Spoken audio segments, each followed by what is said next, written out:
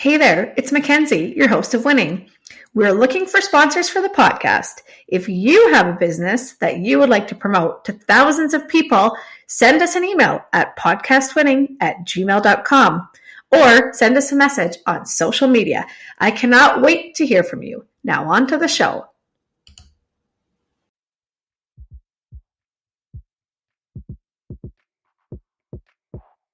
Winning is your guide to making it in business. Join our award-winning host and entrepreneur, Mackenzie Kilshaw, and special guests in casual conversations that will educate and inspire you on your business journey. Winning will help you learn the hard lessons the easy way with guidance from celebrated entrepreneurs and business leaders. It's fun. It's informative. It's winning. Welcome to Winning. I'm your host, Mackenzie Kilshaw. And today's guest is Kristie Leslie. How are you today? I'm great. How are you?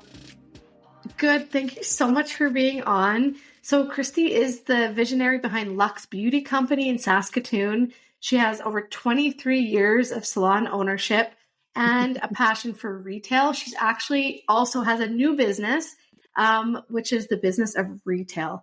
And this new business, she extends her salon success to empower others, elevating their retail sales and their customer care standards. I'm so excited to have you on. I had a retail business. It's very close to my heart with retail and customer service. So I'm really excited to have you here. Why don't you just tell the audience a little bit more about yourself? You bet. Thank you so much for having me. Where to start? Where to begin? Well, I have been a salon owner for about 17 years. I've been behind the chair for 23. I have two little girls who also love everything about their hair and all the products and all of those things. It's been an interesting journey. It's so cool to look back and just see how everything kind of connects and all the dots kind of come together. But I find that 40s are kind of a place where you really like settle into life. And I feel like that's where I'm at right now, just kind of finding my niche, finding the things that I love. I did not think that I would launch a new business this year or in and around this time of Anytime. life.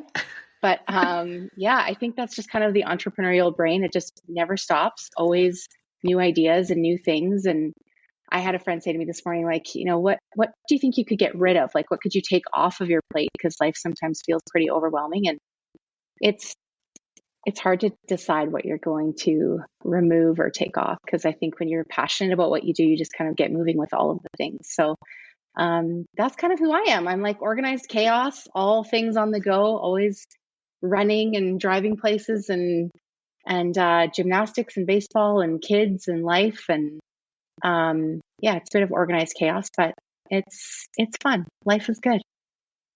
I love that. It's so true. We were talking before we recorded, and I said, I feel like everything is just going on right now. It's so busy. Yeah. How do you keep up? And I know you really understand that too. I think people listening to that, people that are listening, it's like you own a business, you start another business, you have two small kids, oh Lord. But I love what you said, where the entrepreneurial brain never kind of stops, right? And obviously you saw a need for specializing in retail and teaching other people how to do it. We're going to talk a lot about that today. So you started out as a stylist. That transition from stylist to owner is a big difference, right? Huge. So huge. So was that your first entrepreneurial journey that you had? Yeah, it would have been. I was 24. I had been in the business and I went in it at 18, right out of high school. And so I'd been in it for like already 6-7 years. And looking back, like I don't ever have any regrets, but I don't know if I could do it over, if that would have been my next move, because it is very different. I think you can be great at whatever you're doing, but to lead a team and to manage people is a whole other game. It's a whole other set of rules. It's a huge learning curve and just a very different thing. So for sure. I was very young. I don't feel like I even know that person anymore. When you said 24, I like cringed a little because I think I was like Right? 32 when I opened my business, and that I thought I was young. And 24 is just, I feel like you're still a kid, really. But I mean, you Yes, made I it was. clearly. Yeah, you were. But I mean, you have a very successful salon. And now the transition into teaching other people really how to have a very successful salon, that's another journey all on its own, because you still have your salon. It's not like you've changed, right? You still have it. Yeah. Yeah. So how has that been? It's been great because it's such a deep-rooted passion for me that I just felt the need to share it. And I think like that's kind of always my mentality in business too, is like nothing great in life is ever done alone. I don't hold my cards to my chest. I don't, I'm kind of an open book that way. And I think that for me doing this and not just doing it with my team, like there are many salons that do really well with retail, but the industry average retail to service is like 12%. And looking back on my business, especially in the last 4 years, and in this stretch of time, like my business wouldn't be alive if we didn't have strong retail. So just like helping other businesses with that, I think elevates the industry as well. It's a really important piece of the puzzle. It's hard to have any type of profit without it. So I just felt like I couldn't hold it in my body any longer. And the program sat on my desktop for over 2 years. I would build it, switch out the headshots, grow it a little bit more, like help my friends with their salons and teach it on Zoom every now and again. And it was kind of just a thing where people are like, oh, you're really good at this. Can you help my team? And I say, sure. And then like this year, I was like, no, this needs to come out. And it's really amazing to connect with other businesses and, you know, in that organized chaos feeling too, just to know that like you're not alone and to have somebody help, I think it's been really interesting. And I would say like vital to growing and maintaining my passion too for the business and just so many different facets of it that keeps my passion growing and alive. So I love it. That's Feels awesome. good to love things in life, you know? I love that, because if we don't love what we do every single day, what is our life about? Like you spend more time working than you do with your kids or with your spouse, or right? So if you have to love it. And I just love that you said you're keeping the passion alive, especially with the hair industry, because it is physically demanding, right? Like to do hair all day, every day for 20 plus years, that's hard on your body, really. It's hard on a lot of things, if I'm being honest. It's hard emotionally. It's hard on your body. It takes a lot from us. It also gives a lot, which is a great exchange. But it takes a lot out of you. So you have to find a way to keep it moving. So it's been one of my pathways for it. Mm-hmm. Well, I'm so glad that you've been able to branch out. When you're going to other salons, one thing I think that's kind of notorious about the salon industry is that people are very competitive, which I always think is funny. Like, you can't change your hairdresser. It's like cheating on your boyfriend, right? But clearly though, you've found a way to make it more of a community, right? Because you're going to other salons and teaching them. You have a salon too. I mean, so how has that been? Obviously you've been welcomed, but it's just a change from kind of the norm of the industry, isn't it? It is. It definitely is. And I feel like I've always been one to kind of push the limits on that comfort zone.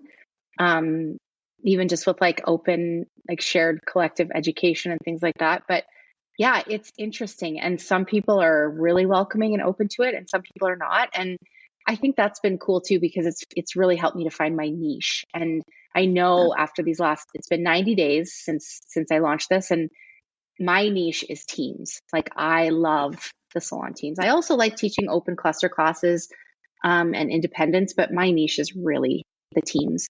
And I think just like those people will be open to it, and those are kind of my people. And the cool thing about this program is that every salon is going to take the information and run with it in a different way. So it's not a competitive thing. Like twice now in 2 cities, Edmonton and Winnipeg, we've taught in salons where you can essentially see the next salon down the road.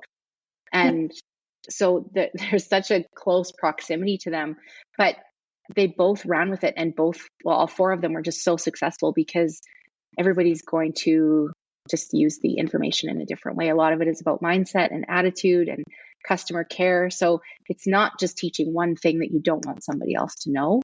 Yeah. And so I think that's helped a lot with the acceptance of it, and salons inviting me in. Definitely, I think as I go further west, there's even more acceptance because they're like, "Oh, you're not close to us. You're pretty far away, so we're safe." You're safe. But it takes a while, and even though we love something, it doesn't mean it's not challenging and not hard. Like this has been it's been a very challenging thing to get moving. And I think when you're in something too for a long time and then you start something new, it's like, oh, okay, I forgot what these beginning stages feel like. Right? Yeah. So, but yeah, it's different. It's unique, and not everyone's open to it. So definitely trying to create a bit of a ripple there, but it's got its challenges. Yeah. Were you concerned or apprehensive about that before you started? Or were like, did it not worry you? I'm a worrier. I think of the worst case and then try to mitigate that. And sometimes it's not even an issue, right? So maybe you weren't. Yeah. But I just feel like I would be nervous.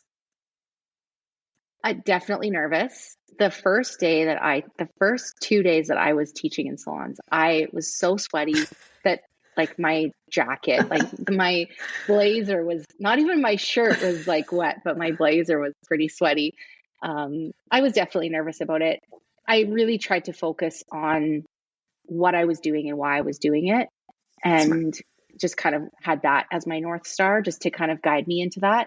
But I was definitely nervous. And there was a point too, probably like maybe a month ago, 6 weeks ago, where I was like, maybe I could just pull down all these posts and just forget about it and just like scrap it. And maybe nobody would notice if I threw in the towel. But I definitely thought about it for sure. And it's still there. It's still, people will ask about it and then ghost me. And there's always those types of things. But I am really just trying to keep my eyes on that North Star. So. Yeah, for sure. Well, and at the end of the day, you're trying to help people. I mean, it's a business for you too, but you're literally trying to help them get their business in a better spot financially, right? And so you're coming at it in such a positive way that I think that really lends it to your success, because you're not coming in there to try to change them or whatever. You're trying to teach them how to be more successful, right? So especially if they're reaching out to you, there's a reason. Definitely. Yeah. Yes. And for sure. Finances in the salon business, I know, are one of the hardest things, because you have so much overhead. People don't realize the cost. They think, oh, how much does color cost, or how much does it cost me to go there and get a haircut? But I think people don't realize, first of all, as a hairstylist, you're a tradesperson, the same as a plumber or electrician or anything else. So you're not, your team isn't getting paid $20 an hour. Like, those days are long gone, right? And so without retail, which we're going to get into here, like you said, without that key component, for a lot of people, they're really struggling financially. Definitely. And I mean, we're in a different kind of like time zone too, with economics and things like that too. So you really have to maximize all the corners of business, and the profit margins are different.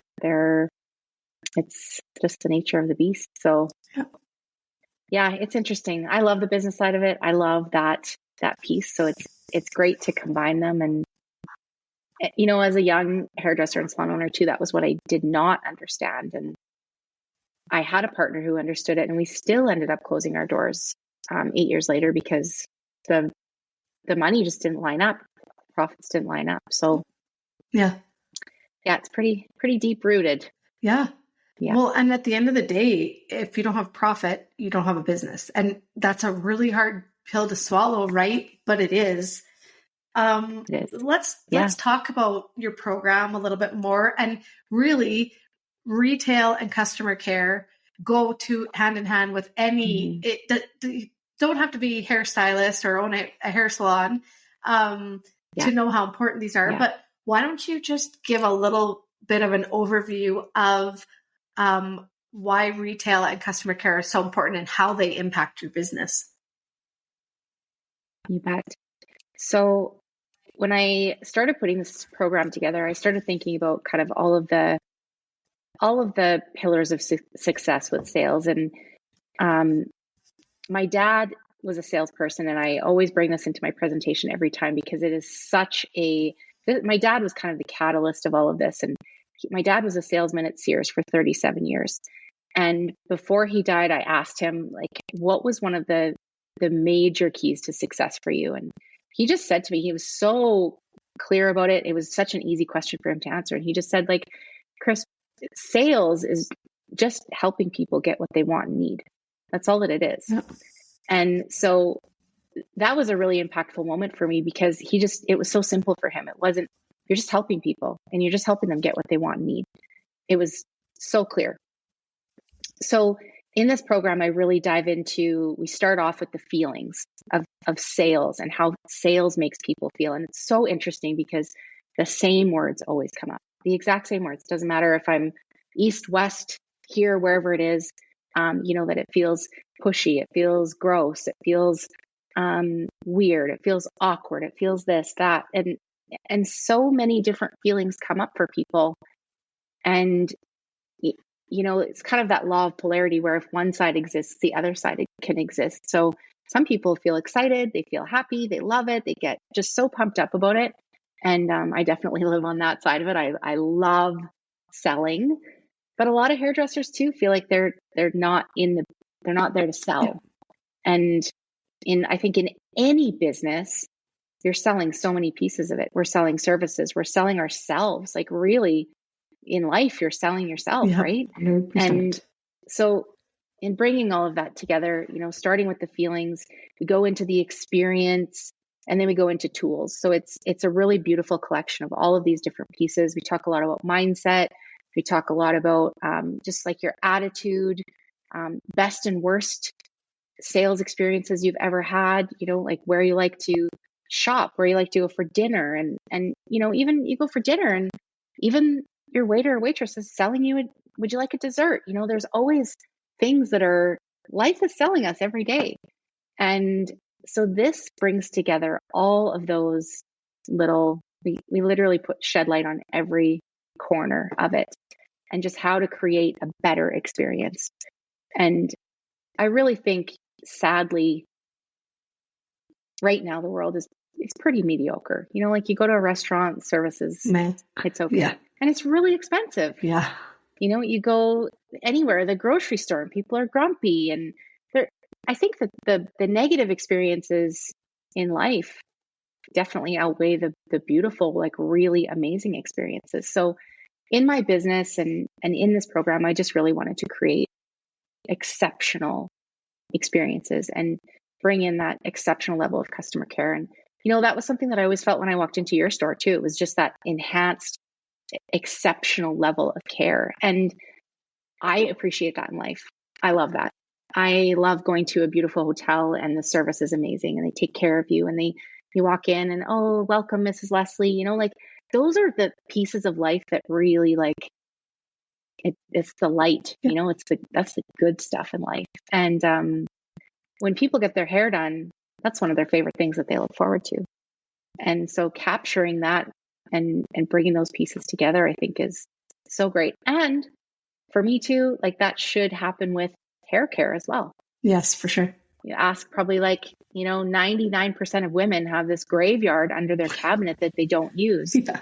But it's probably just because they haven't received a proper recommendation. Yeah.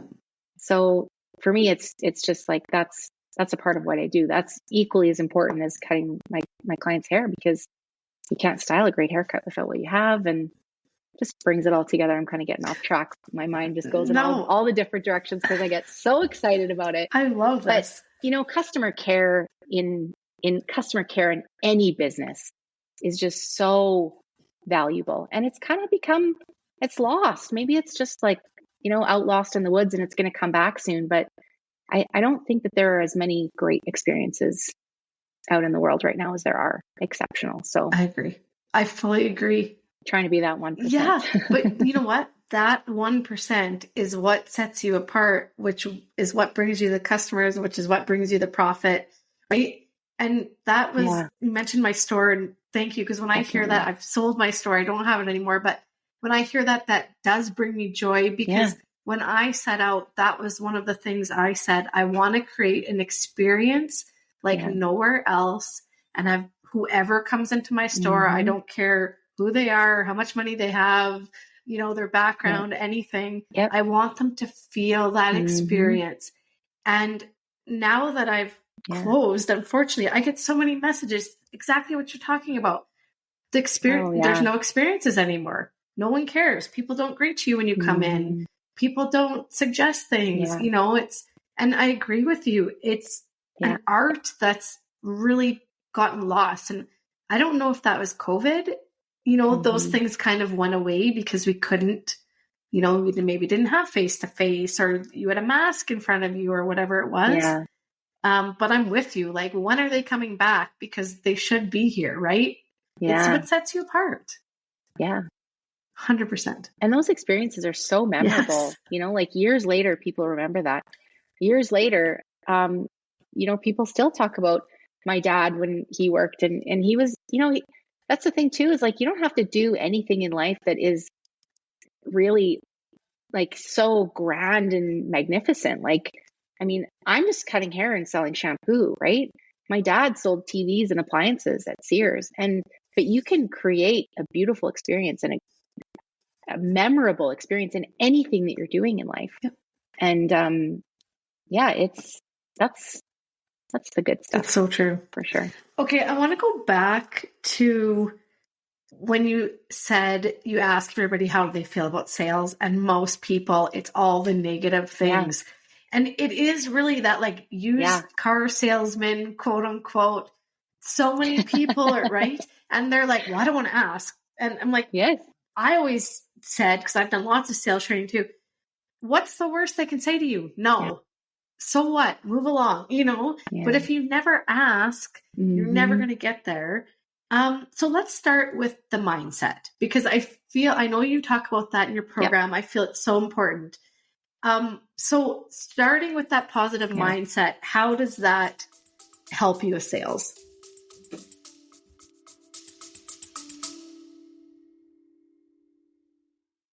A huge thank you to our sponsor, Just For You Day Spa and Wellness. Just For You is Canada's premier day spa with 5 locations in Alberta and Saskatchewan. The award-winning luxury spa features Leah Reese cosmetics and iconic Betty jewelry that you can also purchase online. Visit www.justforyoudayspa.com to book your service or to purchase a gift card.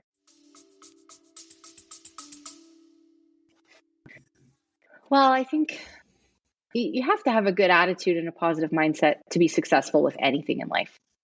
If you have a terrible attitude, you're probably going to get terrible results. So that really is the starting point to anything. And there's always 2 sides of the coin. You can be grateful for something. You can be resentful towards something. You can be excited about something. You can be fearful of something. There's always like those 2 sides. So just, seeing the good in something and having that positive attitude and coming at it with a great energy, that exchange of energy is so important too. And they kind of go hand in hand, like positive mindset, positive attitude, great energy. I think that's what's going to really connect the dots and really close the sales. Like, people don't want to buy from people that are grumpy. People don't want to buy from somebody who's not genuine and authentic and excited about what they're doing. So if you have a positive attitude, you're almost all the way there. Yeah, I think so too. And I think too, then that positive mindset, positive attitude, then kind of changes your feelings about sales, right? Because most people are like, I don't want to, I don't want to be salesy. Like, I don't want them to just think I'm trying to sell them something to make a commission or whatever it is, which really those go hand in hand, don't they? Yeah, they do. Yeah. What have you... And I think just realizing... No, that's okay. Sorry, go ahead. Just realizing that a lot of times too, people are coming to us because they need something. Yes. And that's so just doing what you can do to the highest level that you can and just giving as much as you can. It's about the give, I think. Yeah, for sure. Yeah, because like you say, like your dad said, helping people get something that they need, right? Helping people solve a problem. Like I come in, geez, my hair is dry. Yeah. What do I need, right? And I think too, your group of people, they're the experts. Like, I don't know what kind of shampoo I should use for my hair. Yes. Like, I don't know. I want you to tell me what to buy because you're the one that knows, right? Yeah. And I think for a lot of times as the customer, kind of like flipping it, I might say, oh, I need a new shampoo or I need a new conditioner, which I buy and you recommend and I buy it and I go home. But a lot of customers too, they don't really want to ask either because they're like, oh, I don't want them to suggest like 7 things now that I need to use, you know? So there's kind of that barrier as well on the other side that you have to overcome. Yeah. Yeah, definitely. Do you promote... I think like just being...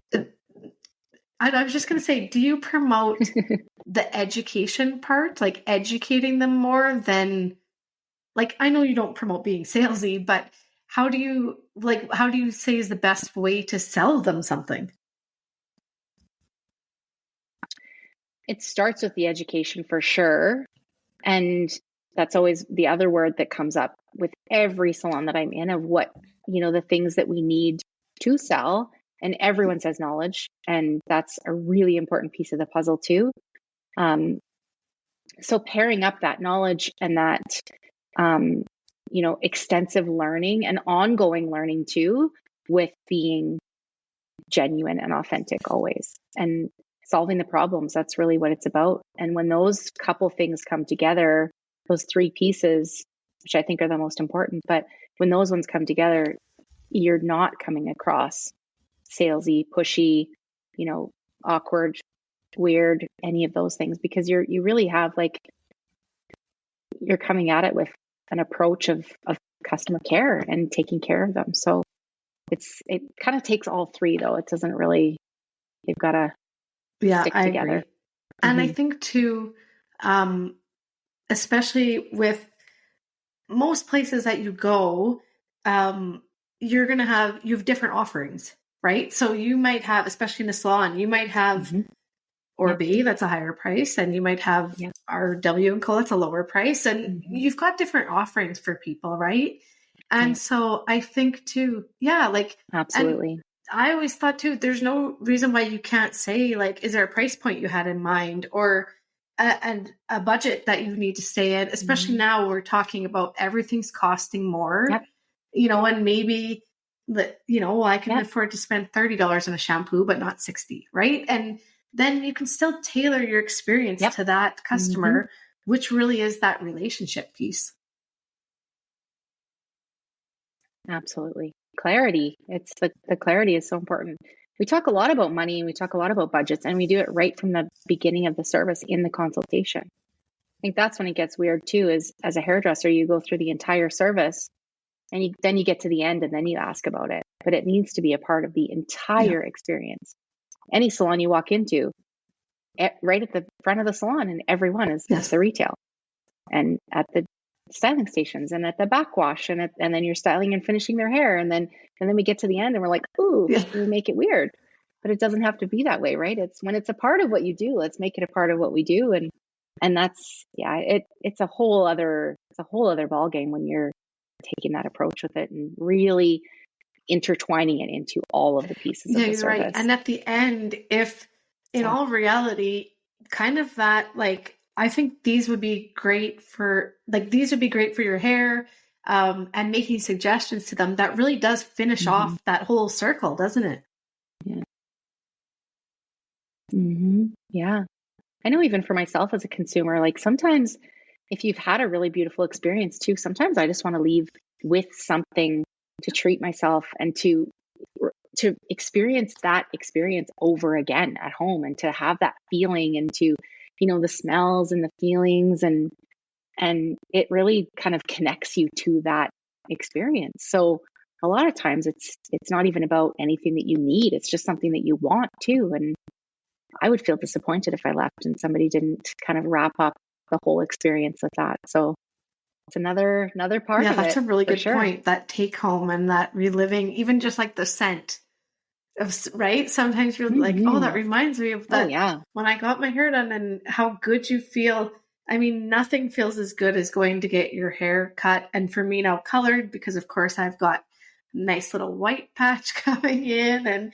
But really, you feel so good when you leave the salon. Like, to relive that, that's such a great point. So good. Yep. I go for these really beautiful facials, and at the end she puts this amazing lip balm on, and that was it for me. That was the thing that like really caught me, and I was like, oh my gosh, like I just feel so good right now. I had to take that lip balm home. It was like $70, but I needed it because I wanted to feel that feeling again, And so I think that sometimes we forget that it's feelings for people too, in that, and you got to keep that moving for them. And that's how you connect with people. For sure. And relationships are so important in business, because when you have that relationship with your customer or your client, that loyalty, they come back, they tell their friend starts coming, right? That's really how you build your business and sustain it. Yeah. Do you think, honestly, I mean, I know retail is a product and a relationship is a thing, intangible thing, I guess, but they're probably equally as important, aren't they? Yes. And there are actually so many statistics too in our business, I would imagine in other businesses as well, but that when there is a retail purchase that happens, the level of loyalty and the percentage of clients that will return, it just skyrockets. It's a whole other level, because there's a deeper level of trust. There's a different conversation that happens. There's a different point of connection that happens. And then you're connected to people so much deeper. So yeah, it is actually like a statistic, and the numbers, I don't know what the number is, but I think it's like 86% as opposed to like 14% or something like that. It's a very, very big gap. So that loyalty is everything. And if you're not having return customers, you're going to be spinning your tires for a long time in business. And it's and huge, that same thing. Doesn't matter what your business is, whether you're a hairstylist, hair salon, me with my clothing store, a restaurant, whatever it is, you want those repeat people, because having to spend money to go out to find a new person is way more than keeping who you have and keeping them really happy. Oh, yeah, absolutely. Yes. What are the best ways? Ways to either like grow or maintain those relationships? Definitely trust, which you hit on. Are there other things that really stand out to you that keep that relationship strong?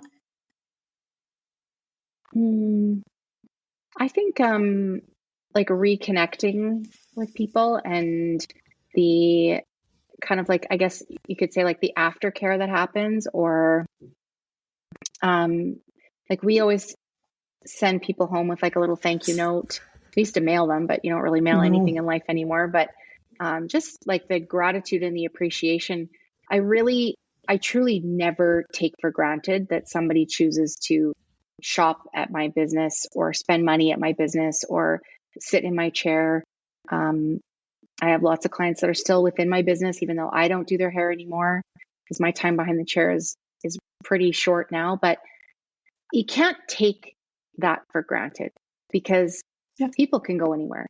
There's hundreds of salons, there's hundreds of boutiques, you can pick up your phone and you can order something online immediately. So I think just expressing that gratitude and just letting people know how much you appreciate them, I think is a really, really big thing, because I think there's also a lack of appreciation in the world too. So I think that's a big one. And just being present. Life is really busy, and just when you're there, be where your feet are, be with people. I think those are probably a few of my that comes to the top of my mind. That gratitude and appreciation. And you mentioned before being genuine and authentic. I think those go leaps and bounds. The gestures I love too, like the thank you note or the message after that you get. But that's why, if we think for ourselves, that's why you go back to the same hairstylist or the same store or the same restaurant where the waiter knows your name. That's why, because you feel special and important, and like they know who I am, and they know my life, and they know my husband and kids, and that's really it, isn't it? It is. Yeah. Such a major key. And everybody in life wants to feel valued, important, and just like they matter. So it doesn't matter who you are. Everybody wants to feel it in life, I think. Do you have a most important lesson that you've learned along your entrepreneurial journey that you want to share? Ooh, I feel like I could talk about this for days. One? What? I think I know. Can I share a few? I think my top ones would be partnerships are everything. Partnerships are absolutely everything in life. I don't think that anything in life that is remarkable or really, kind of the bigger things. Well, I mean, anything, but nothing in life is achieved alone.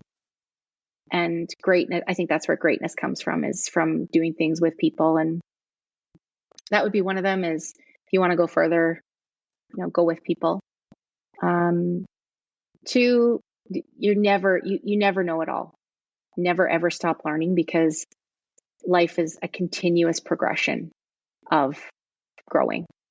And I think that maybe this would be my first one. This one landed very deeply with me with the business coach that I had. I always have a coach, but she coached me a few years ago, and this was a very pivotal moment in my life. She said, "You don't have to be who you were." And that was huge, because when I closed my other salon and I opened a new one, I had to make the decision to leave that behind, kind of reinvent who I was as a leader, as a salon owner, as a hairdresser. But we don't have to be who we were. People in life are always like, "Oh, you're amazing. Don't change. Don't ever change. Don't ever change." But that's a lot of the point of life, is to change and to grow and to learn and develop and progress. Progression is what keeps people happy and evolve, right? Like evolution is everything. And what comes along with all of those great things in life is reinventing yourself and becoming a new version of yourself. And so I think we hold on to these old versions of ourselves, and in business and in life, same business, same. You have to keep reinventing yourself and growing as a human to keep moving through those things. And you don't have to be who you were. You can grow. You can decide differently. You can change. You can leave things behind, things, people, places. And that's what keeps us growing. So I think that would be my number one for sure. I love that advice. You don't have to be who you were. I usually ask one thing you wish you had known, but maybe that's it. I don't know if you have something else, but it's true. Who you were. Yeah, it's a big one. That's a big one. Or I'll say, if you're going to give your 24-year-old self advice when you opened your salon, is there something you'd tell yourself? Yeah. Oh, I would tell myself a lot of things. I think mostly just to stay humble. You have to let the ego go in life. You don't know everything. People are going to have to help you. I get that a lot. I think especially as a woman and especially as a business owner, like, "Oh, how do you do everything?" And I do not do everything.